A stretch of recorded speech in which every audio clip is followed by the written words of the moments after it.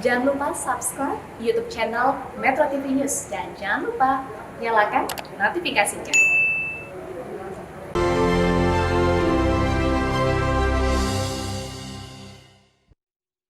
Dipersembahkan oleh Anirayata Mangarata Rasi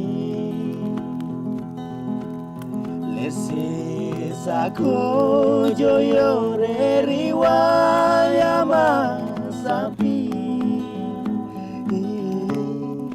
Bagonya turu nada kobangani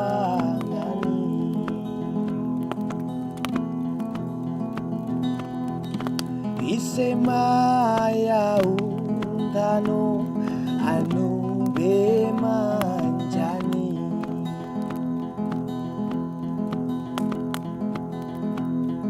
Rirano re waya wompo wani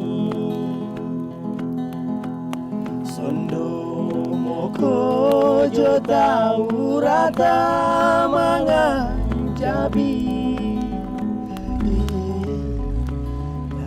Menjelang senja, tim ekspedisi Bakti untuk Negeri meninggalkan kota Palu menuju kota Poso yang berjarak kurang lebih 220 km.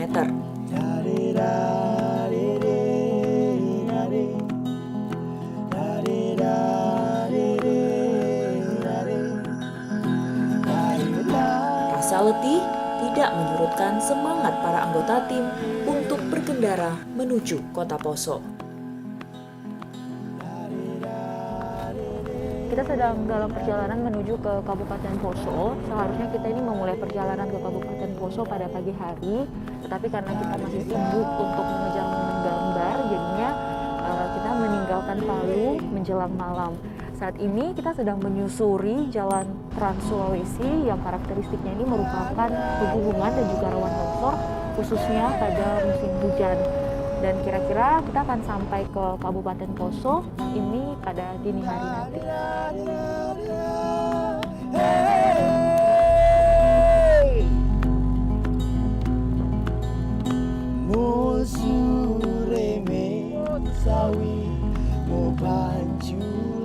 Tim tiba di kota Poso menjelang pagi, disambut oleh hangatnya sinar matahari pagi.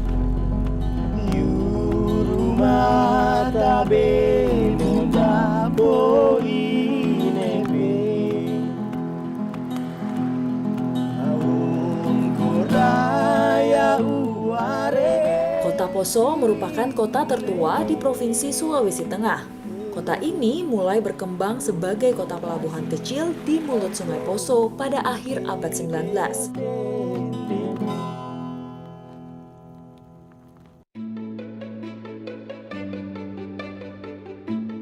Wilayahnya yang berada di tengah Pulau Sulawesi dan dilalui Jalan Nasional Trans Sulawesi menjadikan kota Poso ramai dikunjungi oleh pelintas dari berbagai daerah. Karena hal ini pula, penduduk kota Poso terdiri dari berbagai suku, agama, dan latar belakang.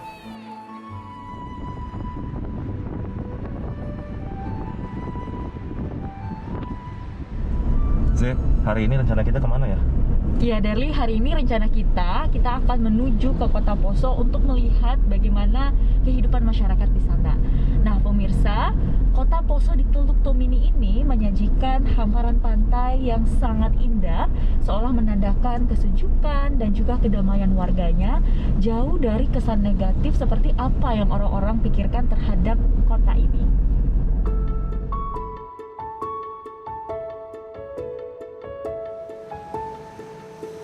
Itu yang kita coba cek nanti kita coba benahi sama-sama bidang yang membidangi itu supaya.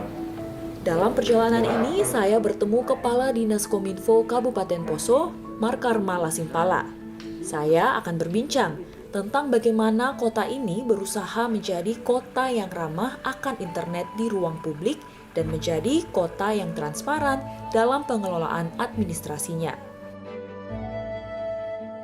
Kalau kondisi geografis dari Kabupaten Poso sendiri ini seperti apa, Pak? Ya, saya sampaikan tadi ada 19 kecamatan. Itu ada 6 kecamatan yang jarak tempuh itu dari ibu kota kabupaten ada 6 kecamatan yang bisa capai 4-5 jam perjalanan. Nah, sebenarnya bukan jauh, tetapi kondisi jalannya itu. Nah, itu kita harus melewati perbukitan, gunung, itu baru bisa sampai. Apalagi kalau kondisi cuaca kurang memungkinkan, ada hujan, terjadi longsor, itu memang sulit. Nah, sebenarnya kondisi ini sebenarnya yang salah satu faktor yang mendukung agar jaringan telekomunikasi ini dikembangkan di sini sebenarnya. Ketersediaan internet yang berada di ruang terbuka publik menandakan kesiapan Poso menjadi kota perlintasan yang aman dan nyaman bagi siapa saja yang berkunjung ke kota ini.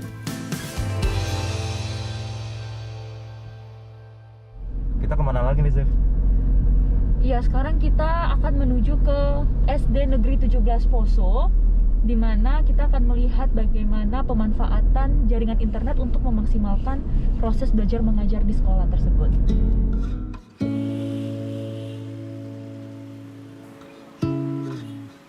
Seperti halnya daerah lain di Indonesia, Kabupaten Poso juga menyelenggarakan pendidikan jarak jauh selama masa pandemi untuk menghambat penyebaran COVID-19 di sekolah, seperti di SDN 17 Kota Poso.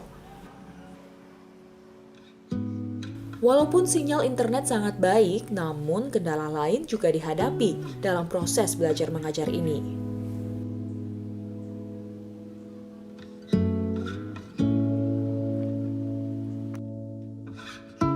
Bu, saya mau ngobrol, Bu. Mungkin kita bisa sambil jalan, Bu, ya? Ya, Bu, bisa dijelaskan nggak nih, bagaimana sih sistem pembelajaran di SD Negeri 17 Poso, khususnya di tengah pandemi COVID-19 ini? Sistem pembelajaran di SD 17 Poso itu menggunakan yang pertama daring, kemudian luring. Kalau daring, kita menggunakan WA melalui orang tua. Kemudian luring kita kunjungi atau guru-guru yang mengunjungi ke rumah siswa tersebut. Nah, itu kenapa bisa dilakukan secara luring, Bu? Karena ada juga anak-anak yang belum mempunyai HP Android, jadi seharusnya kita guru yang terjun langsung ke rumah masing-masing anak.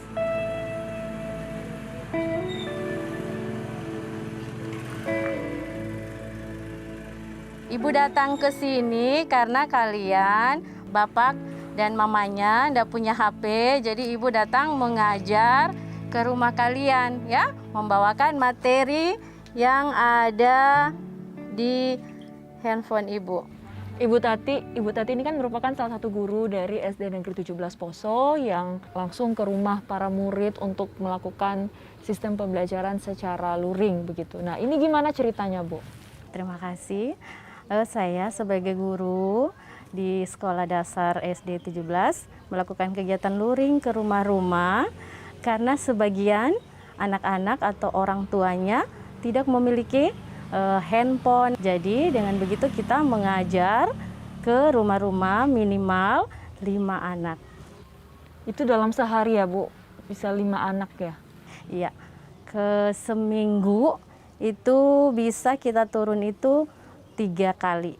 Dan yang kebanyakan diajar ini, yang ke rumah-rumah ini yang khusus yang tidak mampu. Lantas apa yang menjadi harapan, Bu?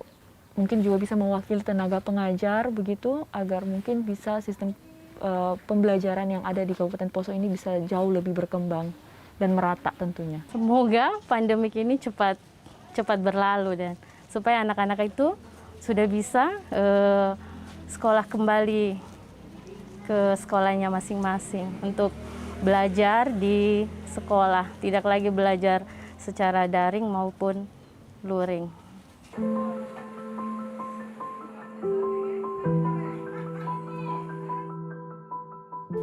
Ketersediaan sinyal internet yang baik dan sarana belajar, terutama untuk anak-anak di daerah terpencil, sangat dibutuhkan untuk menunjang proses belajar mengajar, khususnya di tengah pandemi COVID-19 ini.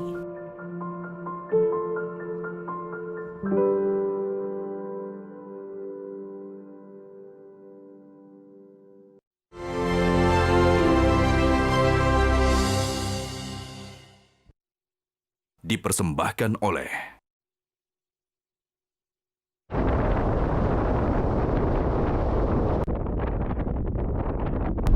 Kekayaan alam berupa rempah-rempah dan kebun kopi ini menjadi daya tarik tersendiri dalam perjalanan tim ekspedisi bakti untuk negeri di Kabupaten Poso. Karena komoditas inilah bangsa Indonesia diperebutkan oleh bangsa asing.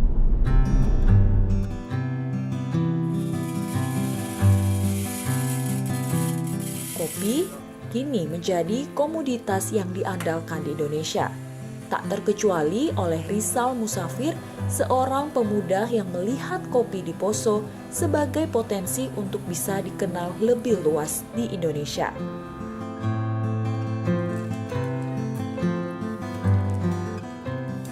Rizal menggerakkan pemuda di daerahnya untuk mengolah hasil panen kopi Robusta milik para petani kopi di Poso.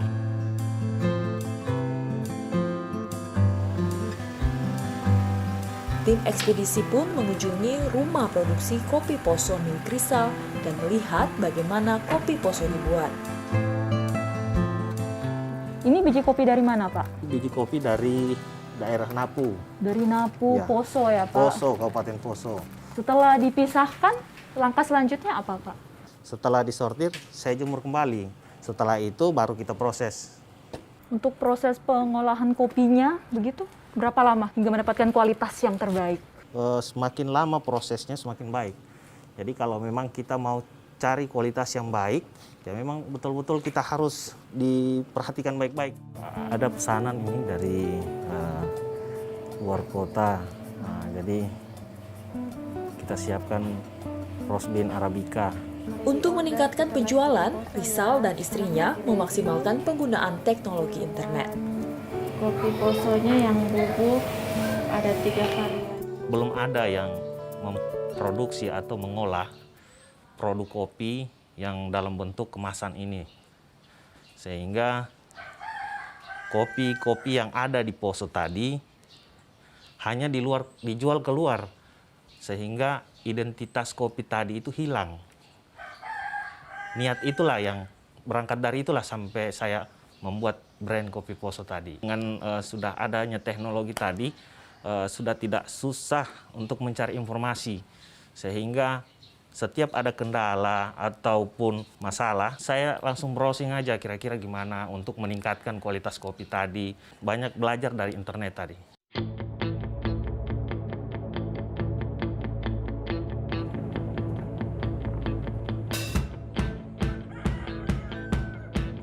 Di Kabupaten Poso, tepatnya di Kecamatan Tentena, juga terkenal dengan Danau Posonya yang luas dan indah.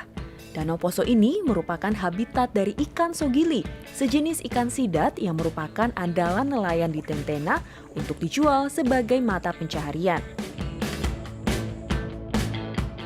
Saya berkunjung ke kedai Mama Fang. Semenjak pandemi, kedai yang mengolah berbagai masakan dengan bahan dasar ikan sogili ini sepi pengunjung. Kini, kedai Mama Fang memanfaatkan jaringan internet yang memadai di kota Tentena ini untuk memulihkan usahanya.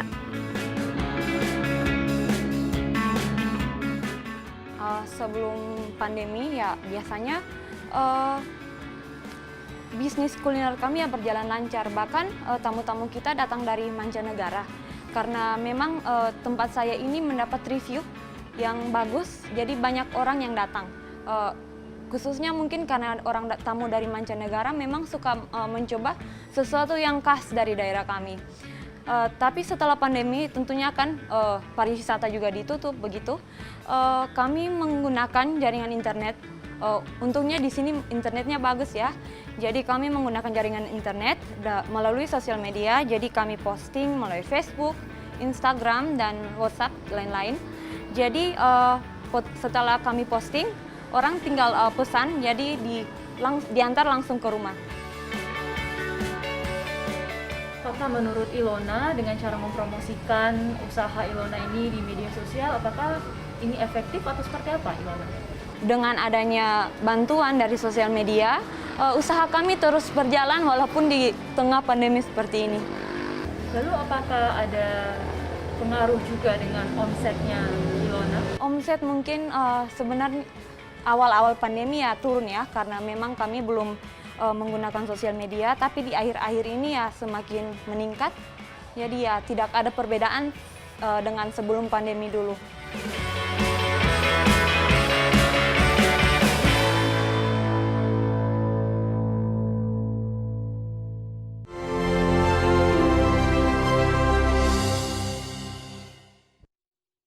Dipersembahkan oleh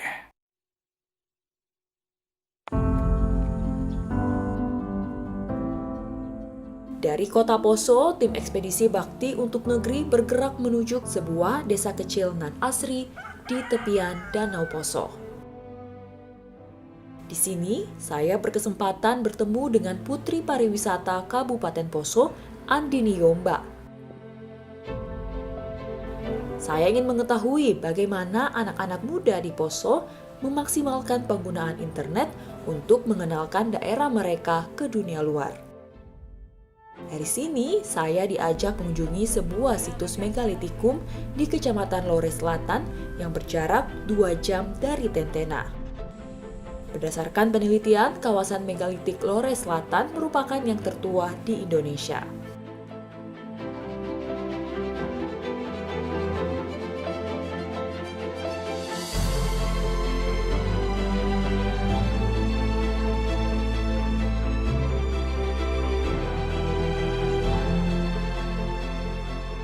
Ya Andini, ini merupakan salah satu situs megalitikum yang ada di Kabupaten Poso. Boleh diceritakan nggak sih cerita dari peninggalan zaman purba ini?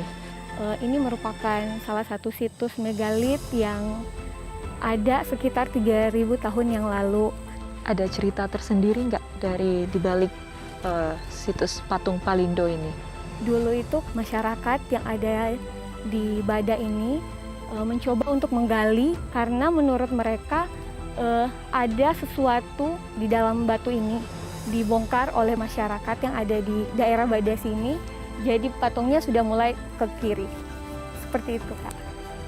Menurut Andini, efektif nggak sih mempromosikan wisata yang ada di Kabupaten Poso ini melalui media sosial, khususnya dengan adanya internet begitu di Kabupaten Poso? Menurut saya sangat efektif karena dengan di zaman sekarang, di era sekarang ini jaringan itu sudah mulai baik kan, jadi dapat mengakses seluruh promosi pariwisata di Kabupaten Poso. Seperti itu, Kak. Berarti sangat terbantu ya? ya? Sangat terbantu, sangat membantu kita juga untuk menyalurkan di media sosial.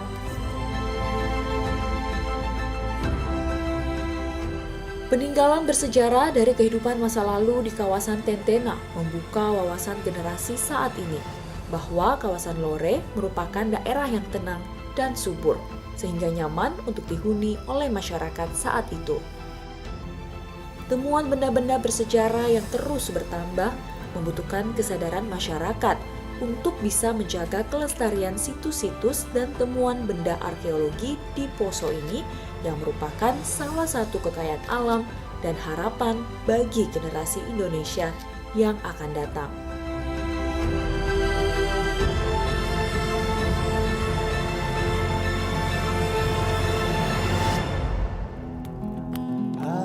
Anirayata mangarata rasi Lesi sako joyo reriwaya masambi. Senja menjelang, jaringan internet yang bagus di sekitar Danau Poso membuat kami ingin menghubungi tim ekspedisi di daerah lain untuk berbagi cerita dan pengalaman. Letih, lelah, setelah seharian berkendara sekejap hilang, berganti rasa gembira karena kebersamaan yang terjalin. Petikan gitar nan merdu dan secangkir kopi hangat mengantarkan malam kami untuk melakukan perjalanan ke kota selanjutnya. Kojo tahu rata mangancapi Ranian tano